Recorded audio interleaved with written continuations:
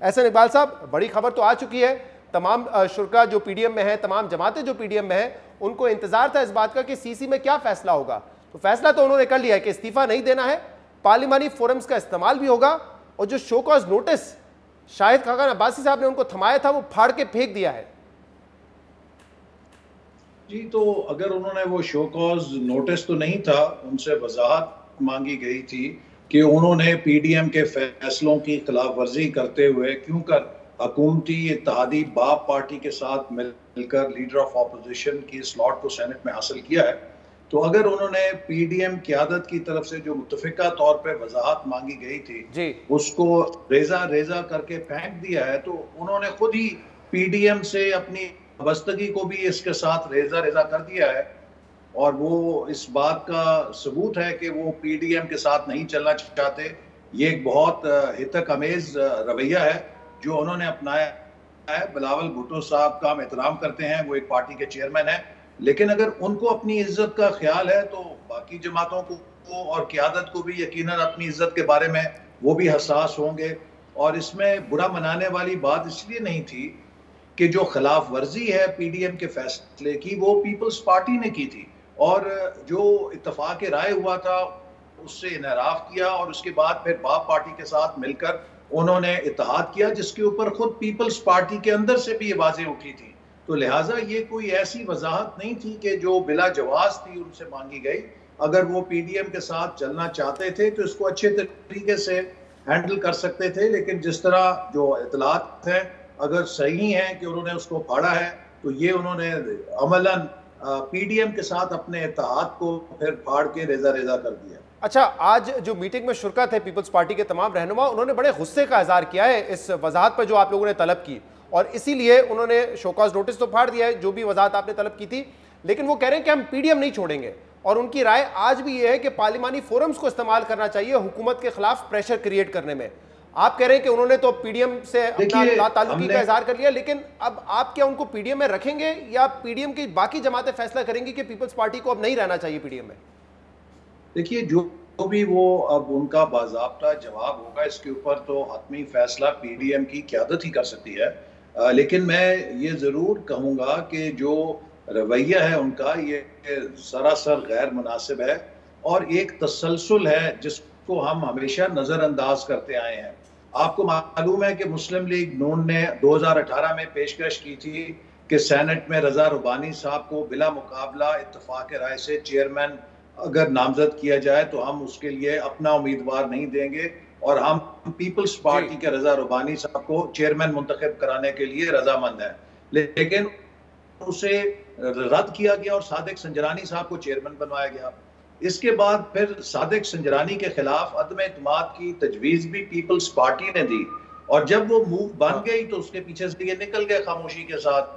फिर जब वजीर आजम के इंतखाब का मरला आया, पीपल्स पार्टी ने तजवीज़ दी कि शहबाज शरीफ साहब को वजीर आजम का इंतखाब लड़ना चाहिए इमरान खान के मुकाबले में।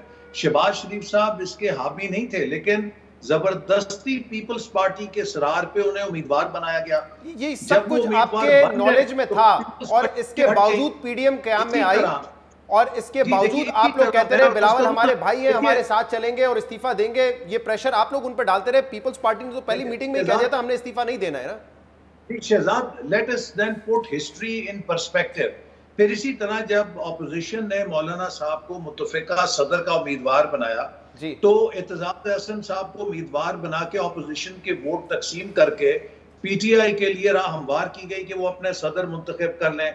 अगर शहबाज शरीफ साहब को और फजलुर रहमान साहब को पीपल्स पार्टी वोट दे देती तो इमरान खान साहब कभी जीत नहीं सकते थे और आरिफ अलवी साहब कभी नहीं जीत सकते थे। तो इसी तरह अब जब 9 जमातें मुत्तफिक थीं कि हम सब मिलकर अगर इस्तीफा दें तो ये निज़ाम जो इतना रॉटन हो चुका है, जो इतना बुसीदा हो चुका है, ये गिर सकता था। उस मौके पर फिर पीपल्स पार्टी ने इख्तलाफ किया और उस इज्तिमाई जो एक हमारी मूव थी उसको से ऐसे साहब एक सवाल मैं आपसे करना चाह रहा हूं और इसके बाद शिबली साहब, क्योंकि कल शिकस्त हुई है लेकिन आज खुश हैं कि इतना फैसला आ गया, ऑब्वियसली ये फैसला हुकूमत को सूट करता है, तो मुझे इस बात का जवाब दीजिए कि कल फरतुल्लाह बाबर साहब ने ये ट्वीट किया कि आप इलेक्शन जीतने की खुशी तो मना रहे हैं लेकिन पीपल्स पार्टी को इस बात का क्रेडिट दे कि हमने आपसे मना किया था कि इस्तीफे ना दें, वरना ना ये इलेक्शन होता ना ये जीत होती। वो कह रहे हैं पार्लियामेंट फोरम को इस्तेमाल करें ना। नहीं, ये जो जमहूरियत है इसमें आप हमेशा मल्टी प्रोंग स्ट्रेटजी रखते हैं, और ये पीपल्स पार्टी का कहना दुरुस्त नहीं। हमने ऑन रिकॉर्ड, मैंने आपके प्रोग्रामों में कई दफा मुस्लिम लीग नून की इस राय का इजहार किया था कि हम बाई इलेक्शंस और सेनेट के इंतखाबात लड़ने के हक में थे। हम नहीं चाहते थे कि सेनेट के फोरम को हुकूमत के लिए 2/3 अक्सरियत के लिए खुला छोड़ा जाए, जिससे वो आइन की शक्ल बदल दें। और जब तक हम ऐवान के अंदर हैं, हमें बाई इलेक्शन भी नहीं छोड़ना चाहिए ताकि उन इंतखाबी हलकों में हमारी कुव्वत कोई खराब ना कर सके। इस्तीफा एक ऑप्शन है, और ये मौसर ऑप्शन तभी है कि जब सब ऑपोजिशन मिलकर दे। तो मुझे स्पेसिफिकली जवाब दीजिएगा, चाहे हामी थी तो एक पीपल्स पार्टी के ना देने से हम इस एटॉमिक ऑप्शन को गैर मौसर कर गए। तो अब दूसरी जमातें भी इस्तीफा नहीं देंगी अगर पीपल्स पार्टी नहीं देती। लेकिन ये बताइएगा एहसन इकबाल साहब, पीपल्स पार्टी अगर इस्तीफा नहीं देती तो पीपल्स पार्टी की जगह पीडीएम में कायम रहेगी या जरूरत नहीं होगी फिर उनकी? देखिए, इसका फैसला तो पीडीएम की लीडरशिप ही कर सकती है, लेकिन मैं समझता हूं आपकी राय क्या है इस पर?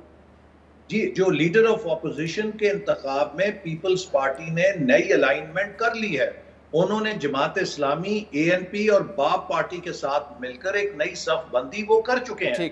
तो लिहाजा मेरा ख्याल है कि अब ये पीडीएम की लीडरशिप खुद इस बारे में सोचेगी कि वो किस दर्जे में, क्या वो चाहती है कि उसकी सफों के अंदर इसी तरह की दो अमली हो, या वो यकसुई चाहते हैं।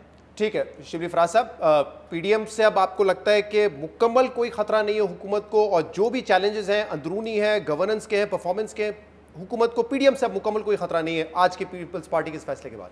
पहले बात तो ये है कि ना हमें उस वक्त खतरा था और ना अब खतरा है। चूचू का मुरब्बा था जिसका अंजाम यही होना था। और आप पहले एंकर थे जिसने कि ये कहा था जनवरी में कि एक थी पीडीएम, तो वो आप ज़रा टाइम से आगे थे, इशारे उस वक्त नज़र आ रहे थे, लेकिन ये तो नज़र आ रहा था कि ये एक ऐसी जमातों पे मुश्तमिल एक ऐसा अलायंस था जिसकी के हर एक जो है तो अपनी इंडिविजुअली अपने मफादात को देख रहा था। अब पीपल्स पार्टी ने जो फैसला किया है, जाहिर है कि वो एक ज़रा ज़्यादा बेहतर तरीके से सियासत को खेल रहे हैं, और उनका जो रवैया है शायद वो भी ज़रा ज़्यादा जमहूरी हो। जबकि पाकिस्तान मुस्लिम लीग नून, इनका जो रवैया था, यानी आप ये मुझे बताएं कि एक कॉन्स्टिट्यूएंट पार्टी हो और उसको आप एक वो इजहार वजू का नोटिस दें, यानी अगर ये बजाते खुद ही एक गैर सियासी हरकत है। आपको अगर आपके वो अलाइज थे, अगर आपके कोई शिकवे भी थे, तो आप उनसे पर्सनली जाके मिल सकते थे और उनसे उनके खदशात के बारे में पूछ सकते थे, उनको दूर कर सकते थे। लेकिन चूँकि रवैया इतना आमिराना है कि यही समझते हैं कि जी ये हैं और बाकी तो वैसी एक टोटल पूरा करने के लिए है। तो वो ये जो रवैया था, ये जो एक आमिराना रवैया, ये गैर सियासी रवैया, और फिर इनकी जो लीडरशिप थी, जो कि मरियम नवाज़ जिसकी के इन्होंने लीडर बनाया हुआ था, इनकी हर सियासी मूव एक ऐसी सेल्फ डिस्ट्रक्टिव मूव थी जिसकी वजह से ये सारा जो इत्तेहाद है वो तितर बितर भी हो गया। मरियम नवाज की वजह से ये बिल्कुल बिकॉज वो शी वाज द लीडर, और उनका जो एक रवैया था, उनकी जो तकारीर थी, वो आप देखें उसमें सिर्फ वो अपने वालिद के बारे में और वालिद को बचाने के बारे में उन्हीं का एक वो कर रही थी। बाकी पार्टीज तो उन्होंने समझा था कि इसे ताली बजाने के लिए। साहब आप कुछ कहना चाह रहे हैं वो भी कह दीजिए, और ये कह रहे हैं कि मरियम नवाज की वजह से ये पीडीएम टूटी है, और इसी तरह के जुमले पीपल्स पार्टी के कुछ रहनुमा भी कह रहे हैं। देखिए, दो बातें हैं। पहली बात तो ये है कि पीपल्स पार्टी की तर्जुमानी कर रहे हैं शिबली फराज साहब। क्या ये आने वाले हालात और वाकयात का कोई पेश खैमा है? मैं इस पर कोई तबसरा नहीं करना चाहता, लेकिन जो दूसरी कि वो शिबली फराज साहब को ज्यादा खुशी नहीं होनी चाहिए, क्योंकि इस क्राइसिस में एक अपॉर्चुनिटी भी है। अगर ये पीडी बाकी जमातें जो ज्यादा यकसू हैं, इन्होंने एक इंतखाबी इत्तेहाद बना लिया, तो मुल्क के चारों सूबों के अंदर इंशाअल्लाह ताला पीडीएम इलेक्शन स्वीप करेगी। तो इस बात को भी पेश नजर रखें कि अगर ये एक दो जमातें जो थोड़ी सी आउट ऑफ लाइन चल रही थी निकलती हैं, तो बाकी जमातों ने अगर मिलकर एक इंतखाबी इत्तेहाद बना लिया, तो ये इनके लिए ज्यादा बड़ा और फिर मरियम नवाज साहिबा जो अभी कुछ दिन पहले तक बिलावल को भाई भाई कह रही थी, दोबारा कहेंगी कि नियाजी, इमरान नियाजी और बिलावल भाई भाई हैं। वो तो वक्त बताएगा, लेकिन मैं समझता हूँ कि जो इन्होंने मरियम नवाज साहबा के हवाले से कहा, आपने देखा है कि उनकी पजीराई कैसी है। अभी डस्का के इलेक्शन ने भी उनके बयानिए और उनकी पजीराई पे मोहर लगा दी है। तो ये खौफजदा है मरियम नवाज साहिबा से, और तो हर वक्त इनके आसाब पे वही सवार रहती हैं। चले तो इनको डस्का पे बात हो जाए एहसान इकबाल साहब, और मैं शिबली साहब से पूछना चाहूंगा। शिबली साहब देखें, कोई कह रहा है कि इलेक्शन कमीशन ऑफ पाकिस्तान ने पूरी जान मार दी, आरओज ने जान मार दी, पीटीआई का जीता हुआ इलेक्शन जिता दिया नून लीग को। कल ये आपके अली अज़द मली साहब ने भी कहा है, डॉक्टर फिरदौस आशिकवान भी आज कह रही थी, लेकिन फवाद चौधरी साहब कह रहे हैं कि नून लीग जीती नहीं है, हम हारे हैं, हमारी कोताहियां हैं जो मैं पार्टी में बार बार बताता रहता हूं। तो ये आप तस्लीम करते हैं कि कुछ वीकनेसेस हैं पीटीआई की जिसकी वजह से आप ये इलेक्शन हारे? देखिए, मैं फवाद चौधरी की बात से किसी हद तक एग्री इसलिए करता हूं कि देखें, इसमें तो और टेक्निकल चीज़ों की वजह से नहीं, सिर्फ बुनियादी तौर पे कि जितनी इनकी जो नून वालों ने, क्योंकि एक तो ये थी कि ये सीट पहले से इनकी थी और उसको रिटेन करना वो इनका चैलेंज था। हमारे जो स्ट्रेटजी थी वो उसमें शायद हमारे जो जितनी भी लीडरशिप है वो शायद उस तरह से इन्वॉल्व नहीं है जितना कि इन्वॉल्व होना चाहिए था। लेकिन आप ये भी देखें ना कि एक इलेक्शन जो कि इतना शॉर्ट नोटिस पे दोबारा एक इलेक्शन होना, वो कैंडिडेट को भी बिल्कुल मुआशी तौर पे, जिस्मानी तौर पे और नफसियाती तौर पे इतना वो कर देता है कि हमारा तो मकसद ये था कि हम इन पिछले जो पहले जो हुआ था जिसमें कि 20 पोलिंग स्टेशंस थे या 22 पोलिंग स्टेशन थे जिसमें कि दोबारा होना चाहिए था, लेकिन वो पूरा इलेक्शन दोबारा करा लिया गया। लेकिन ये पूरा दोबारा इलेक्शन करवाए तो लीड 19,000 की हो गई है। वो 20 पोलिंग स्टेशन हटा के आप लोगों की जो डेफिसिट था या नून लीग की लीड 3-3,500 की थी। इससे तो ये साबित होता है कि बड़े पैमाने धांधली हुई थी, मिसमैनेजमेंट हुई थी। और जो इमरान खान साहब कहते थे कि साफ और शफाफ इंतखाबात हो, उंगलियां तो उठ रही है ना कि 19 तारीख को आपने पूरी कोशिश की धांधली करने की। नहीं, ये देखें, ये धांधली करना जो है तो इनका शेवा है पाकिस्तान मुस्लिम लीग नून का और बाकी पार्टीज का होगा। हमारी पार्टी नहीं, क्या साबित हुआ? नहीं, ये देखें, कई चीजें होती हैं कि कई फैसलों से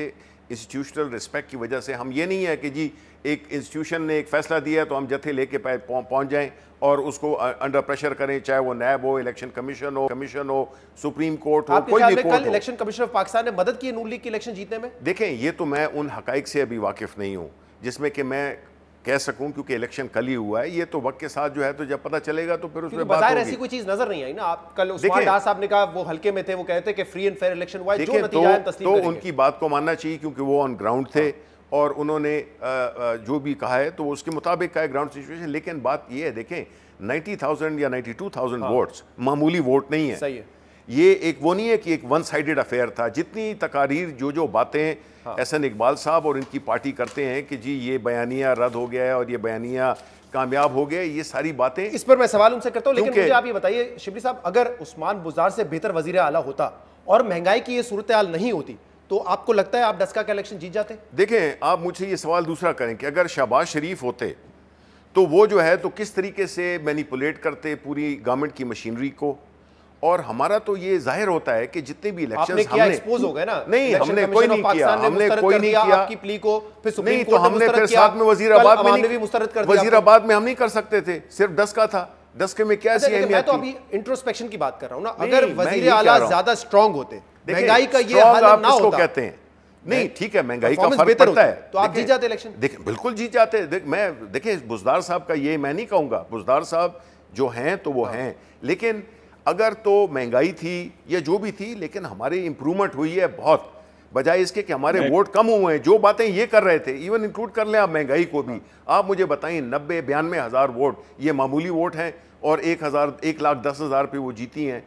तो ये कहना कि जी पीटीआई, ये तो पीटीआई के लिए एक बड़ा एक लिहाज से कि हमें थोड़ी सी मेहनत और करते हम तो हम ये इलेक्शन जीत गए थे। थोड़ी सी मेहनत और करते तो जीत जाते। लेकिन अब मैं एहसान इकबाल साहब आपकी तरफ आता हूं। उससे पहले सवाल सुन लीजिएगा। 93,000 वोट लिए हैं। आप कहते हैं कि अवाम ने इनको मुकम्मल तौर पर मुस्तरद कर दिया। महंगाई है, चीनी माफिया है, आटा माफिया है, दवाई माफिया है, हर किस्म की आप इन पे बुराई डाल देते हैं और कहते हैं कि बुज़दार ज़मानत ज़ब्त होती है हमारी। तो 93,000 वोट तो लिए हैं और रेस में है। पीपल्स पार्टी पीटीआई बाहर नहीं हुई है पंजाब में रेस में। मैं रिकॉर्ड दुरुस्त करूं, मुस्लिम लीग नून ने 2018 के मुकाबले में 12% ज्यादा वोट लिए हैं जी, और हमारे खिलाफ जो मजमूई वोट पड़ा था उसमें 20% कमी आई है। फर्क सिर्फ यह है कि 2018 में वो वोट 2 मेजर कैंडिडेट्स में डिवाइड हुआ था। अब सिर्फ 1-to-1 स्ट्रेट फाइट थी, उसमें वो एक जगह आके कास्ट हुआ है। उसका फायदा सिर्फ इन्हीं को हुआ। 2018 के मुकाबले में वो जो 2 प्रिंसिपल कैंडिडेट्स हमारे खिलाफ लड़ रहे थे उनका टोटल इकट्ठा करें तो 20% हमारे खिलाफ वोट कम पड़ा है और हमारा 12% वोट बढ़ा है, क्योंकि पिछली दफा 1 लाख के करीब वोट था, अब 1,11,000 हो गया है। तो लिहाजा ये कहना कि किसी तरह इनकी पॉपुलैरिटी बढ़ी है और हमारी घटी है, वो दुरुस्त भाई हमें वोट मिला है ना। सर ऐसा इकबाल साहब, सवाल पॉपुलैरिटी बढ़ने और कम होने का नहीं कह रहा हूं मैं, कह रहा हूं जब आप कहते हैं कि अवाम ने इनको मुकम्मल तौर पे मुस्तरद कर दिया है महंगाई की वजह से, चोरी की वजह से, और 2018 में धांधली करके ये आए, ऐसा नजर नहीं आ रहा ना। 93,000 वोट तो फिर भी पड़ा है पीटीआई को कल। अपना जो हमारे देहात की पॉलिटिक्स होती है उसमें धड़के वोट होते। आप जब भी देहात के अंदर इलेक्शन करेंगे तो वहां इसी तरह कंटेस्टेड इलेक्शन है जिसमें 20-30 हजार का मार्जिन होता है, और उस लिहाज से एक बहुत अच्छा मार्जिन है जिससे हम ये जीतते हैं। तो किसी भी लिहाज से हम इसे अपने लिए खराब नहीं समझते। जैसे मैंने कहा 12% हमारा वोट बढ़ा है, सही है। इनका 20% तो आपके ख्याल में ये पीटीआई का वोट नहीं था, ये कैंडिडेट का वोट था? देखिए ये बात जो है एहसन इकबाल साहब की, क्योंकि देखिए 2018 में अगर सवाल सुने, उस वक्त उस्मान आबिद साहब इंडिपेंडेंट लड़े थे। अब वो आप लोग इलेक्शन से पहले कह रहे थे वो हमारे साथ आ गए, हमें सपोर्ट करेंगे, तो उस हिसाब से अगर देखा जाए तो आपका वोट कम हुआ है ना। देखिए बात ये है, हमारा वोट कम नहीं हुआ। इलेक्शन में वो वोट हमें नहीं तो इनको वोट दे सकते थे, उन्होंने हमें दिया ना। पीटीआई का कैंडिडेट था, पीटीआई को वोट दिया उन्होंने। ये तो इसको तो आप अलग-अलग नहीं कर सकते हैं कि जी इसने ये इलेक्शन की अपनी डायमेंशंस होती हैं। अगर और कैंडिडेट्स नहीं थे तो ये समझते हैं कि ये वोट कई ऐसे होंगे जिन्होंने बगैर किसी पार्टी के निशान के 57,000 वोट लिया था। एग्रीड। लेकिन मैं ये कह रहा हूं कि क्या ये जरूरी है कि जितने भी वो जो उनके थे वोट्स या बाकी जो कैंडिडेट्स थे वो सारे के सारे हमें पड़े, वो इनको नहीं पड़े? वो इनको भी पड़े होंगे ना, या कई लोगों ने एब्सटेन किया होगा। तो ये कहना, हम तो ये कहते हैं एज ऑन रिकॉर्ड कि जी ये वोट्स हमें इतने पड़े हैं, और जो भी बयानियां ये लेके चल रहे हैं उस लिहाज से हमारी जमानतें जब्त होनी चाहिए थी। लेकिन अल्हम्दुलिल्लाह लेकिन आपको एडवांटेज है ना शिबी साहब, हुकूमत होने का भी तो एडवांटेज है। ये फिर ना करें ना, हुकूमत है ना आपकी, आप अभी खुद कहते हैं कि ये हुकूमत होती तो हमने तो फिर इन्फ्लुएंस करना था ना, हम फिर जीतते। हुकूमत का एक ये भी फैक्टर होता है ना, जैसे उन्होंने कहा मली साहब ने हमारी जियो के प्रोग्राम में, मुनीब साहब के प्रोग्राम में, उन्होंने कहा कि हम 30 दिन के अंदर 1 अरब रुपए के तरक्याती मंसूबे देंगे 30 दिन के अंदर। ये एडवांटेज हुकूमत के पास है ना। देखें ये एडवांटेज लेकिन हुए तो नहीं है ना। ये कहना हम तो, अच्छा पहली बात ये है कि अगर ऐसी बात थी तो फिर तो चाहिए था हम इलेक्शन जीत जाते। लोगों ने मानी नहीं ना उनकी बात। नहीं देखें नहीं मानी ना, तो फिर ये कहना कि जी चूंकि उन्होंने अनाउंस किए थे इस वजह से वोट मिले हैं। देखें हुकूमत तो हमारी है, हुकूमत तो पंजाब में हमारी है, तो उसमें तो जो प्रोजेक्ट्स हैं वो तो जरूर होंगे, चाहे वो इलेक्शन जीते या ना जीते। एक और इशू पे बात करनी है आप दोनों से। एहसन इकबाल साहब, अभी आपने कहा ये पीपल्स पार्टी की तर्जुमानी कर रहे हैं, लेकिन मैं ये महसूस कर रहा हूं कि आजकल जहांगीर खान तरीन साहब की तर्जुमानी नून लीग कर रही है। आज आपने भी बयान दिया है कि देखें उनके अपने लोग अब पीटीआई के कह रहे हैं कि एहतसाब जो है वो इंतकाम हो रहा है। ये वही जहांगीर खान तरीन है जिनके बारे में आप कहते थे एनआरओ दे दिया, लंदन भेज दिया। अब जब उनके खिलाफ कार्रवाई हो रही है तो सपोर्ट करना चाहिए ना आपको। तो हम तो देखिए ये कह रहे हैं कि अब ये आवाज जो हम पहले कहते थे कि इंसाफ पे मबनी एहतसाब नहीं है, खुद पीटीआई के अपने मेंबरान 30 के करीब मिलकर ये बात कर रहे हैं कि जो एहतसाब है उसमें शफाफियत नहीं है। तो हम तो किसी को सपोर्ट नहीं कर रहे, लेकिन ये बात अब पीटीआई के अंदर से निकल रही है, तो इस पे तो हमारा कोई ना कसूर है, ना हम सपोर्ट करते हैं ना मुखालफत करते हैं। लेकिन नहीं, क्या जहांगीर खान तरीन साहब के खिलाफ कार्रवाई होनी चाहिए नहीं होनी चाहिए? पहले जो शिबली साहब बात कर रहे थे इलेक्शन की, देखिए पाकिस्तान की तारीख में पहली दफा बाज़ाब्ता वोट चोरी करने की स्कीम पकड़ी गई है। इन्होंने 19 फरवरी को 22 प्रिजाइडिंग ऑफिसर्स को अगवा किया। जियो फेंसिंग ने बताया कि उन सबको एक जगह ले जाके बंद किया गया, एक जगह पे महबूस रखा गया, वहां पे नताइज तब्दील किए गए। एहसन साहब कतल कलामी की माजरत चाहता हूं क्योंकि हम इन इश्यूज पे बात कर चुके हैं, मुझे वाइंड अप करना है। इससे पहले मैं पूछना चाहता था जहांगीर खान तरीन के खिलाफ जो कार्रवाई हो रही है आपके ख्याल में होनी चाहिए नहीं होनी चाहिए? वो बिल्कुल, जिसके खिलाफ भी कोई केस है उसको शफाफ अंदाज में चलना चाहिए, ताकि अगर किसी ने कोई करप्शन की है वो उसके लिए जवाबदेह हो। तो अगर कल को ये तमाम केसेस वापस ले लेते हैं जहांगीर खान तरीन साहब पे, तो आप ये तो नहीं कहेंगे कि एनआरओ दे दिया उनको? बिल्कुल हम कहेंगे, क्यों नहीं कहेंगे। और दूसरी बात तो मतलब कार्रवाई कर रहे हैं तो आप कह रहे हैं कि साजिश हो रही है उनके खिलाफ, वो खुद कह रहे हैं। आप जहांगीर तरीन साहब ये बात क्यों भूल गए हैं कि इमरान खान साहब जिन शख्सियत का नाम है वो अपने हर मोहसिन की पीठ में छुरा घूमते हैं। माजिद खान के साथ क्या हुआ जो उनको क्रिकेट में लेकर आए, हफीजुल्लाह। मुझे बिल्कुल वाइंड अप करना है, मुख्तसर टाइम रह गया। फवाद चौधरी साहब को इन्फॉर्मेशन का फैसला हो गया, ये पोजीशन दोबारा आपको नहीं मिल रही है? देखिए ये ऑफिशियली तो मुझे नहीं पता, लेकिन फवाद चौधरी एक बड़े इफेक्टिव इंफॉर्मेशन मिनिस्टर हो सकते हैं, बिल्कुल बिल्कुल। तो अभी इसका ऑफिशियली बिल्कुल नहीं हुआ। अच्छा, और आप वापस आ रहे हैं काबीना में? ये जी जो मेरे कब तक फैसला प्राइम मिनिस्टर की चॉइस है जी। कब तक फैसला, ऑफिशियल फैसला कब तक? उम्मीद हम यही रखते हैं कि आने वाले हफ्ते में हो जाने चाहिए। सही है। पावर मिनिस्ट्री में आप आ रहे हैं इस तरह? नहीं जी, मुझे इसका कोई इल्म नहीं है, ये जो प्राइम मिनिस्टर फैसला करेंगे वही फैसला होगा। ठीक है।